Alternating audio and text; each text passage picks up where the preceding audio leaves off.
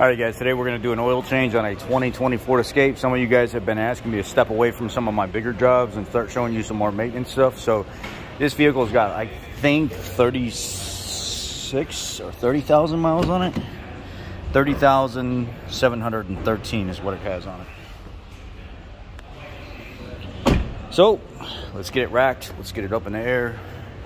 First and foremost, I try to always take a rag and wipe off around the area where I'm going to be pulling the cap so I don't introduce debris and stuff down into the engine. Just a little precautionary, not necessary, but just what I do. So go ahead and pull the oil cap. I get a nice whiff to smell. Oh yeah, it's got fuel dilution, that's for sure. Pull the dipstick, and then I look around the cap. It's all nice and slimy. And it looks like it's more thick slime than it is thin slime, so typically means neglect of oil changes or contamination, and it's just not doing so well holding up. But anyway, that's here nor there. Let's get it up in the air, pull the dipstick.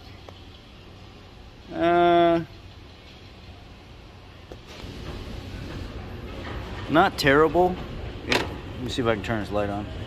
Not terrible. It's actually pretty decent overall, to be honest with you. I guess this just looked a little nastier than what I thought it did, but it doesn't. It's still transparent. It just smells like fuel really bad. Remember, direct injection turbo, sooner oil changes.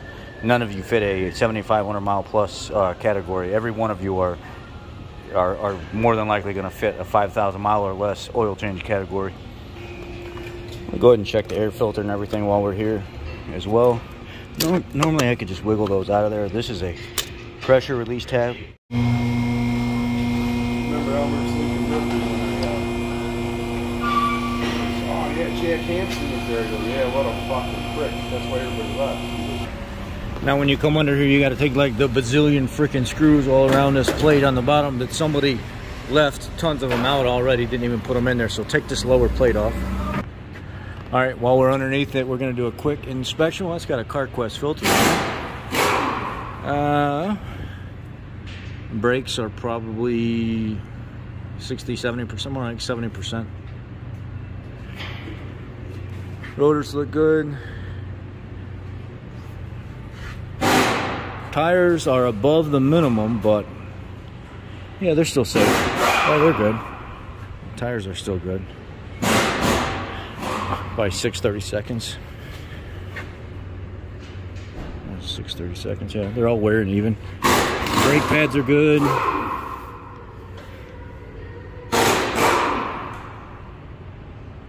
And Ford has a spec that says if it's not at least like 1/3 or more wet, you can't replace them. So even though there's wetness around these, and we would normally think, oh, that's leaking, Ford says it's got to be from the umbrella down, extended.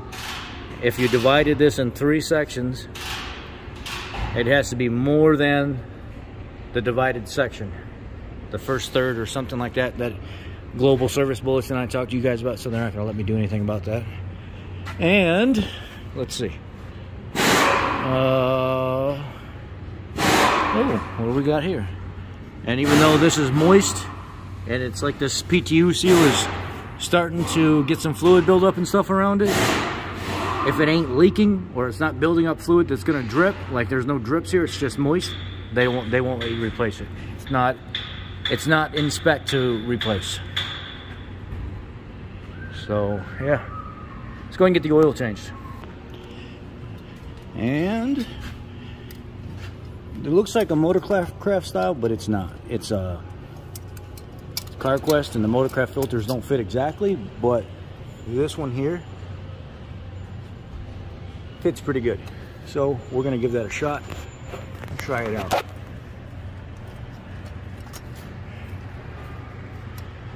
God.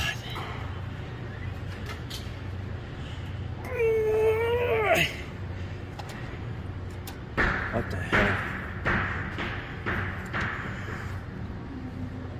Oof.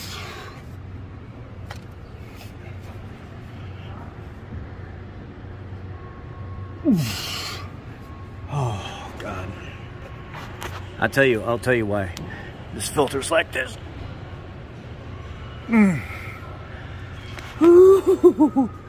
Oh Lord.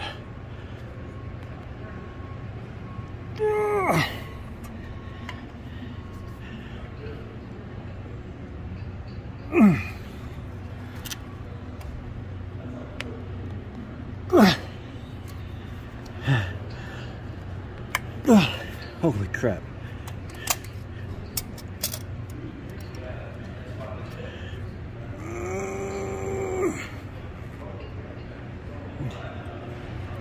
I'll tell you why in a second why this filter's like this.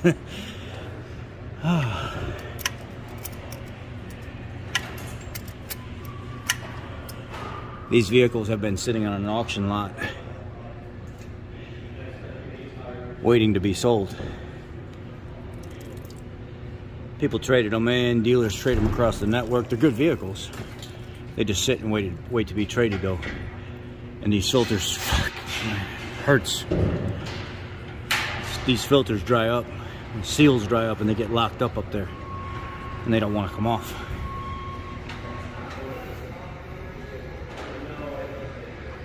And that was one of the Motorcraft filters. It doesn't quite fit this exactly, but it fitted enough to go ahead and get it off of there without ripping it open. It did make a few spots, little indentations, but it didn't damage the filter. It smells like fuel, but not terrible. Let's go ahead and get this cleaned off and drained, and then we'll pull the drain plug. And then we spin the filter on until it makes contact, which I'll show you. Keeps going. There, it made contact. So the Ford symbol, we need to either get this O, where it says oil filter, FL910S, needs to come back to the same spot or somewhere in this area. So that's a half a turn.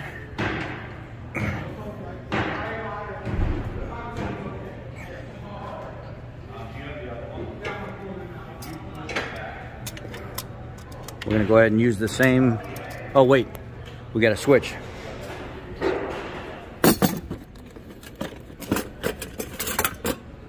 Is this the one? Forget if this is the one or not.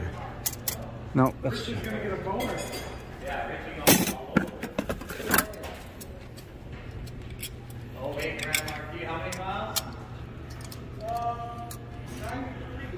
So flip the JM3 up. Use your thumb to stop it and pull your fingers and try to keep. And then you could just do it like that and spin it the rest of the way. So right there, we're about 3/4 of one turn, right where that's where it needs to be. Stop, you're done. Clean the filter and stuff off. Drain the rest of your oil, move on. I think this is like 5.3 quarts of 5W30 for this.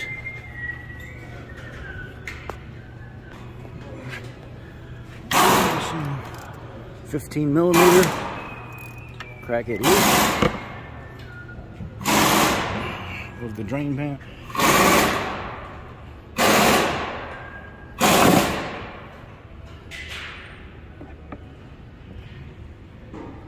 Get it situated.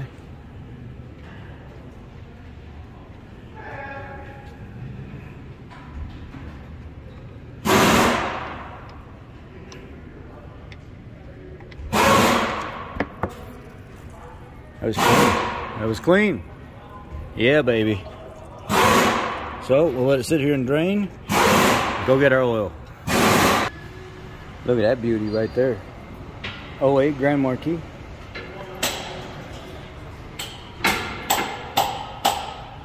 Wow. Anyway, back to our oil change. 15mm.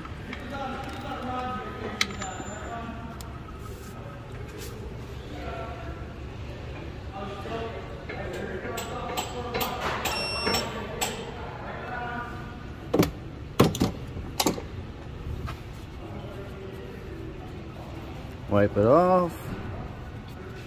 Put the lower cover back on. Went ahead and put all the screws in all the way around so none of them were missing. Well, we have the OE ones back there in our bulk bin that we get aftermarket, but they're the same as the OE. Anyway, let's get it down and put oil in it. Nope, this funnel is not available for people that ask. I did a review on it again, like I've explained 1,000 times, about a year ago, and it has been out of stock since then. Everybody went and bought them out.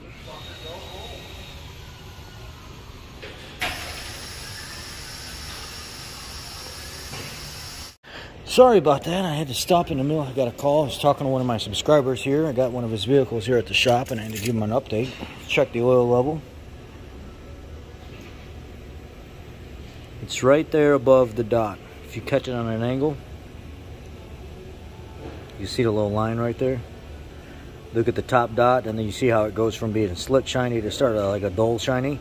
And when we start it up, when the oil filter pulls its prime, it's going to pull that little bit down, and it's going to be right on the money. So let's go ahead and flood mode the vehicle right now. If you don't know what flood mode is, I'm about to show you.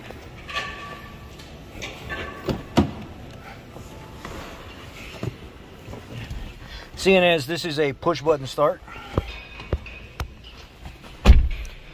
you apply the same thing with a key, if it's a key start, on all Ford vehicles and most American vehicles in general, and even some imports.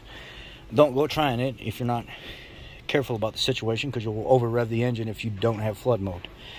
Now, what I do, put my foot down on the gas, hold the brake because it's push button start. If you have a key, you don't have to hold the brake. And then crank, crank, crank, crank, crank, crank, crank, crank, let go of the gas. And we are started. And what that does is it helps pull some of the oil out faster to pre-prime that oil filter so oil gets into the system faster. Now we will go fill up that tire, obviously, before we go on a test drive. But I'm going to go check the oil. It ran about 10-15 seconds. Go check the oil level, give it about a 5-minute drain back, pull the dipstick, wait about 5 minutes, then recheck the oil. So let's check the oil level.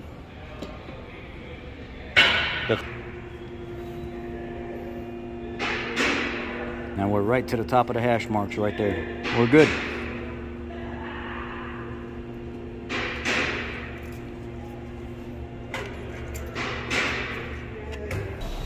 And then to get to, you go to menu, you go to menu, you go to settings, oil life, and then hold it down to reset.